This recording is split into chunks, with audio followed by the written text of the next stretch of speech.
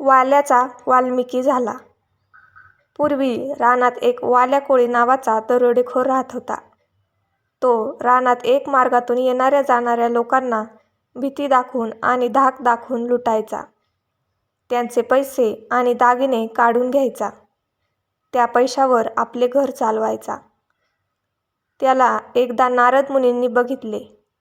नारद मुनींना वाईट वाटले. वाल्या कोळी जर असेच पाप करू लागला तर त्याला नरकात शिक्षा भोगावी लागेल. ते लगेच वाल्या कोळीकडे गेले आणि त्याला म्हणाले, "अरे, तू हे पाप का करतोस? लोकांना त्रास देऊन त्यांचे पैसे घेणे हे पाप आहे."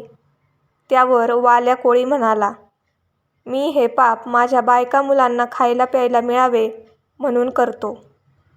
तेव्हा नारद मुनी म्हणाले, "तू त्यांच्यासाठी करतोस तर मग जा आणि त्यांना विचार की मी पाप करून सगळे तुम्हाला देतो, तर माझ्या पापाचा अर्धा वाटा तुम्ही घेणार का?" वाल्या कोळी घरी गेला आणि त्याने आपल्या बायका मुलांना विचारले. तेव्हा ती म्हणाली, "तुमच्या पापाचे फळ आम्ही भोगणार नाही. तुम्ही लोकांना त्रास देऊन पैसे मिळवता, तर त्याचे पाप तुम्ही भोगा." हे ऐकल्यावर वाल्या कोळ्याला वाईट वाटले. आपण एवढी वर्षे निरपराध लोकांना फार त्रास दिला.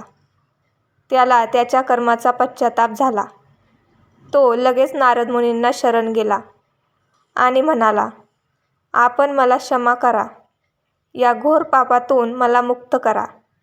तेव्हा नारद मुनी प्रेमाने म्हणाले, "वाल्या, तुला पश्चाताप होतोय ना? आता तुझ्या पापातून मुक्त होण्यासाठी तू राम राम असा नामजप कर. जोपर्यंत मी परत येत नाही तोपर्यंत तू इथेच नामजप करत बस. मी लगेच जाऊन येतो." असे म्हणून नारद मुनी गेले. आता वाल्या कोळी एका जागी बसून नामस्मरण करू लागला. त्याला राम राम असे म्हणता येत नव्हते, म्हणून तो मरा मरा असा नामजप करायचा.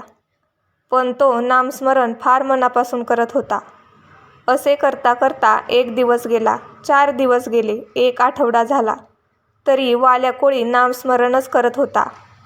1 मास, 2 मास असे करत करत वर्षे झाली, पण नारद मुनी आले नाहीत. पण वाल्याचा नामजप अखंड चालूच होता. तो ज्या रानात बसला होता तेथे वाल्या कोळ्याच्या भोवती रानातील लाल मुंग्यांनी वारूळ बनवले, तरीही वाल्या कोळी उठला नाही. हळूहळू वाल्याचे सगळे शरीर मुंग्यांच्या वारुळाखाली झाकले गेले. त्याने मनाशी निश्चय केला होता की नारद मुनींनी सांगितलंय ना, ते येईपर्यंत मी इथेच नामस्मरण करत बसणार. असे न खाता पिता शेकडो वर्षे नामजप करणाऱ्या वाल्याला देव प्रसन्न झाला आणि त्याला म्हणाला, "मी तुझ्या नामस्मरणामुळे प्रसन्न झालो आहे. तुझे सगळे अपराध मी क्षमा करतो. तू आता वाल्या कोळी नाहीस, आजपासून वाल्मिकी ऋषी आहेस." असे म्हणून देवाने त्याला आशीर्वाद दिला. याच वाल्मिकी ऋषींनी रामायण लिहिले. वाल्मिकी ऋषी फार प्रेमळ होते. तात्पर्य: संगतीमुळे आपण चांगले बनतो. त्यामुळे नेहमी आपण चांगल्यांच्याच संगतीत राहिले पाहिजे. अशाच नवनवीन बोधकथा ऐकण्यासाठी मराठी नॉलेज यूट्यूब चॅनलला लाईक करा, शेअर करा आणि सबस्क्राईब करा.